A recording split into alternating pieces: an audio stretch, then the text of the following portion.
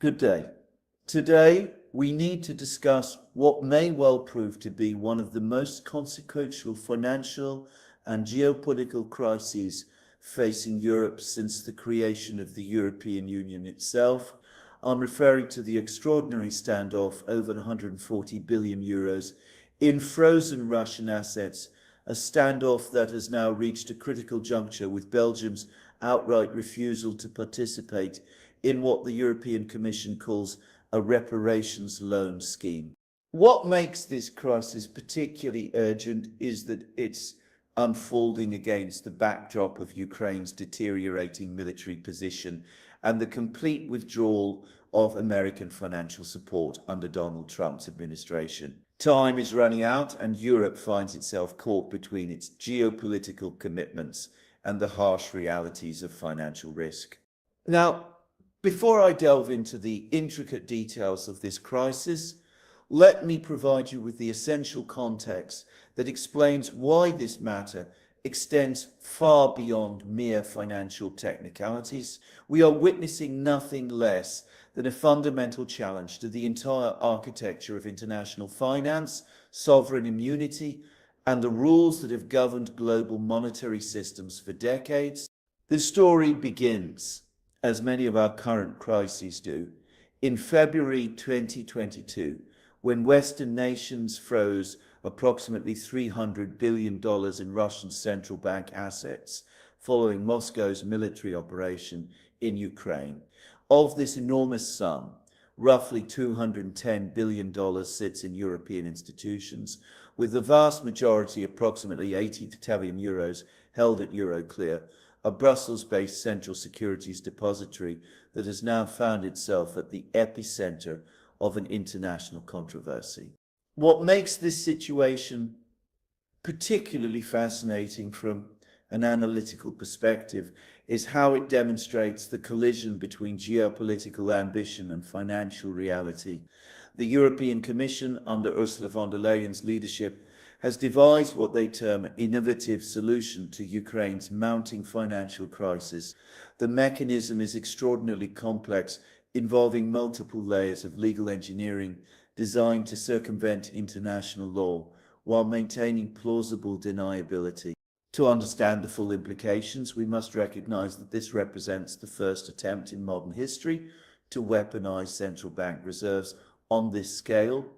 Even during the most intense periods of the Cold War, such measures were considered beyond the pale of acceptable statecraft. Here's where the story becomes truly intriguing and why Belgium's position deserves our closest attention. Under the Commission's proposal, Euroclear would essentially be required to lend the entire value of the frozen Russian assets to the European Union. The EU would then loan these funds to Ukraine under extraordinary terms. Ukraine would only be required to repay the money after Russia compensates it for war damages. In other words, this is effectively a loan that may never be repaid, at least not by Ukraine. Belgian Prime Minister Bart de Wever has emerged as the primary obstacle to this scheme, and his reasoning reveals the profound legal and financial risks that European leaders seem willing to ignore in their determination to continue funding Ukraine. In his most recent letter to von der Leyen, dated November 27th, de Wever raised what I consider to be the most compelling argument against the entire enterprise. De Wever argues that proceeding with this plan would effectively prevent reaching an eventual peace deal with Russia. His logic is straightforward. If Europe confiscates or restructures Russia's sovereign assets, these assets can no longer serve as a bargaining chip in future negotiations. Moreover, he predicts that in the very probable event Russia is ultimately not officially the losing party, it will be legitimately asking for its sovereign assets to be returned. This brings us to what I believe is the heart of the matter, something that European policymakers seem reluctant to acknowledge publicly. The entire scheme rests on the assumption that Russia will either be defeated militarily or will agree to pay hundreds of billions in reparations to Ukraine. But what if neither of these outcomes materializes? What if, as current battlefield developments suggest, Russia maintains its territorial gains and negotiates from a position of strength? Let me pause here to address the elephant in the room that makes this crisis so urgent.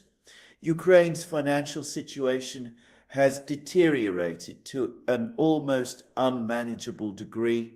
The International Monetary Fund estimates that Ukraine faces a financing gap of approximately $36.6 billion over the next 4 years.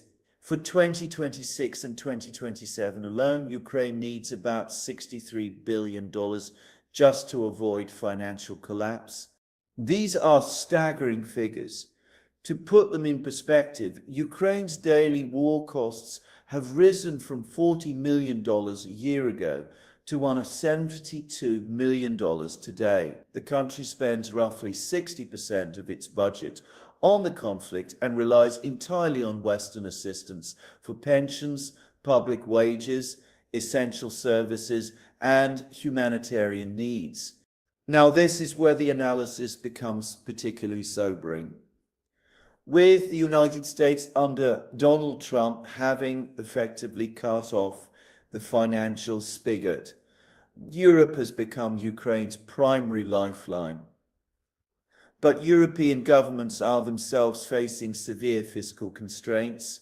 Germany is sliding deeper into recession. France is grappling with political instability, and most EU member states are struggling with debt levels that have soared since the pandemic. The frozen Russian assets appear to be Europe's only viable option to avoid funding Ukraine directly from national treasuries, a politically toxic prospect that would require raising taxes or cutting domestic spending across the continent. This desperation explains why European leaders are willing to venture into what Duever correctly describes as uncharted legal and financial waters. But here's what makes Belgium's position so crucial and why Geopolitical holds such extraordinary leverage in this standoff. Because the assets are physically held at Euroclear in Brussels. Belgium would bear the primary legal and financial risks if Russia successfully challenges the arrangement in international courts. This is not merely a theoretical concern. Russian legal teams have already begun preparing comprehensive challenges to the entire sanctions regime. The irony here is profound. Belgium, one of the smaller EU member states, now holds effective veto power over what the European Commission considers its most important strategic initiative since the creation of the Eurozone. De Wever understands this leverage perfectly and has used each escalation as an opportunity to raise additional demands and objections. Belgium's concerns are not merely theoretical.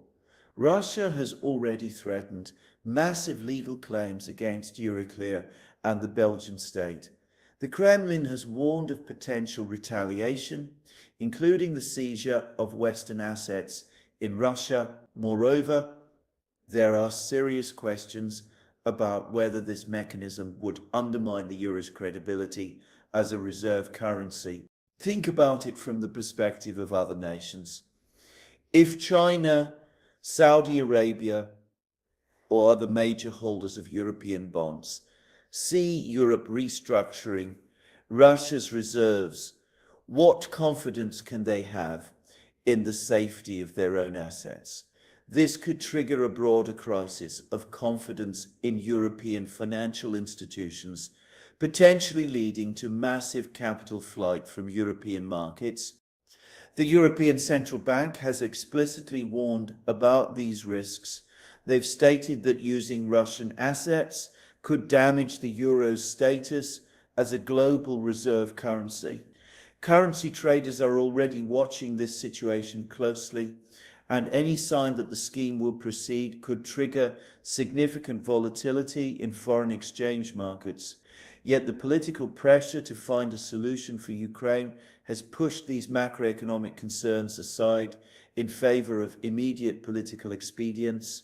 What's particularly striking about this crisis is how it reveals the fundamental contradictions in Europe's approach to the conflict in Ukraine. On one hand, European leaders regularly declare that supporting Ukraine is essential for European security and values. On the other hand, when it comes to bearing the actual costs of that support, we see an elaborate attempt to make Russia pay for its own defeat. This brings me to a crucial point that I think deserves emphasis. The legal precedent that Europe is attempting to establish here could fundamentally alter the international financial system. If sovereign central bank reserves can be confiscated based on political disagreements, even over military actions, what happens to the principle of sovereign immunity that has underpinned international finance for centuries? The implications extend far beyond the current crisis. As one analyst noted, everything being done to Russia could one day apply to China. If Beijing were to move against Taiwan, today's decisions regarding Russian assets could shape Western responses involving potentially trillions of dollars in Chinese reserves held in Western institutions. Now, let's examine the specific mechanics of Belgium's resistance, because this reveals just how precarious the entire arrangement really is. De Wever has outlined three fundamental conditions for Belgium's participation, none of which other European governments seem willing to accept. First, Belgium demands full liability sharing.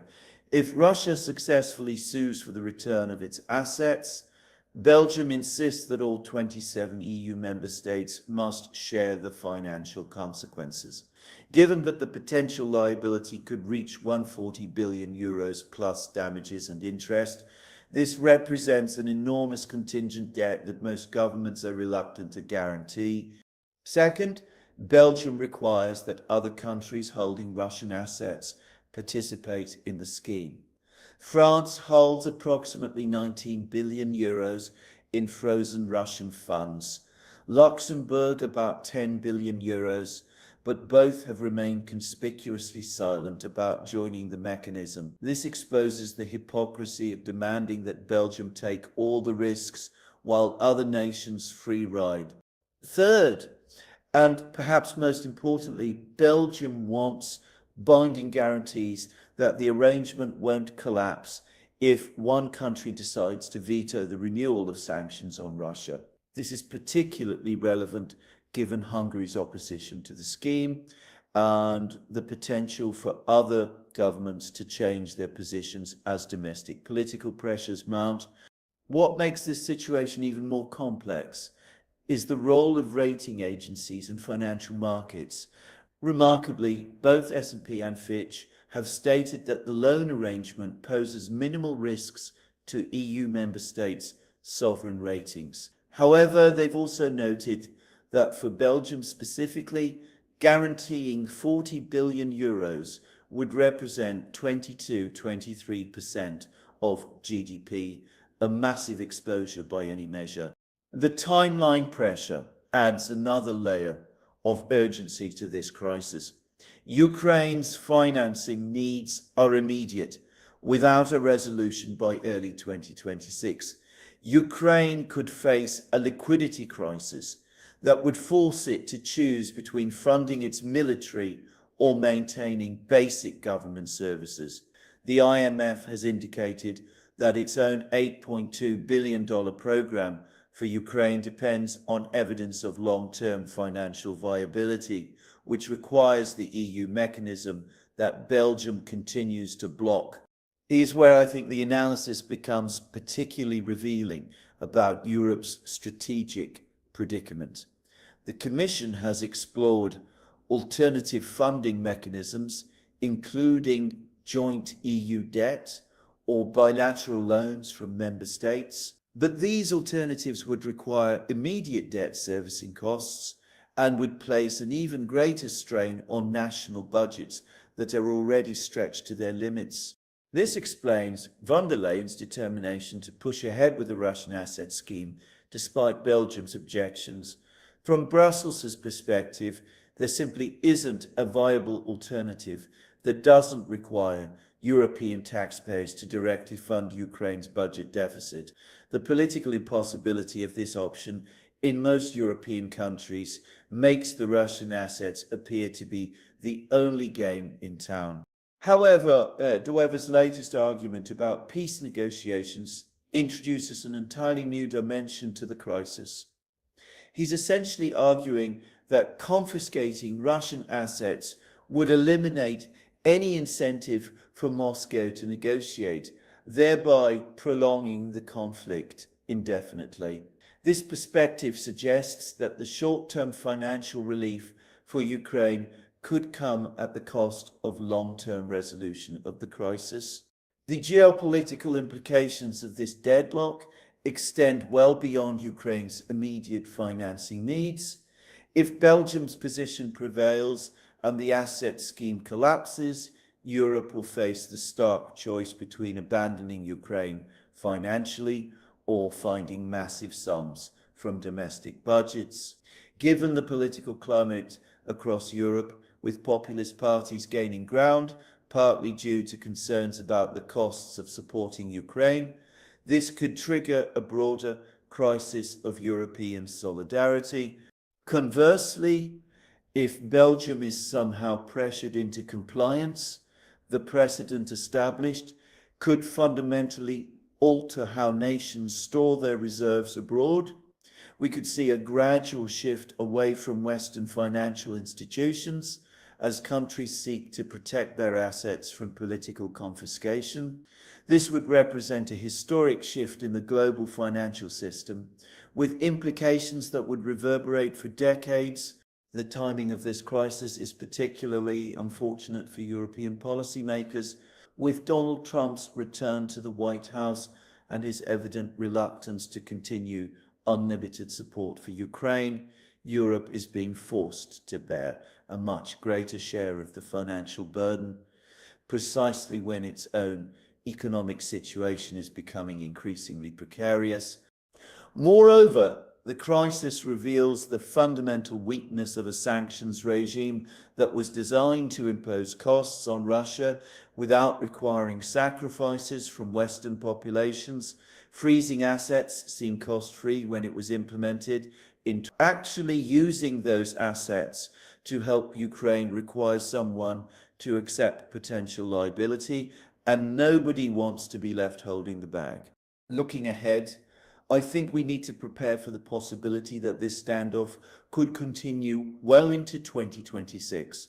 De Wever has shown no signs of backing down, and his arguments about peace negotiations have given him new political cover for his resistance. Meanwhile, the pressure on Ukraine's finances will only intensify as the conflict continues. The broader lesson here may be about the limits of financial warfare in the modern international system. While economic sanctions can impose significant costs on target nations, converting those costs into effective support for allies requires someone to bear legal and financial risks that prove much more difficult to manage than policymakers initially anticipated. In conclusion, Europe's €40 billion crisis represents far more than a technical dispute about loan mechanisms. It's a fundamental test of whether the international financial system can be weaponized without undermining the very foundations of trust and legal certainty upon which that system depends. Belgium's resistance may well prevent what could have been a historic precedent in economic warfare, but it also threatens to leave Ukraine in an untenable financial position, just as its military situation becomes increasingly precarious. The deeper question this crisis poses is whether Western financial dominance can be maintained when that dominance is used as a weapon against sovereign states. Russia has already begun developing alternative financial architectures with China and other nations precisely because of actions like the asset freeze. Europe's attempt to go further may accelerate that process beyond the point of no return.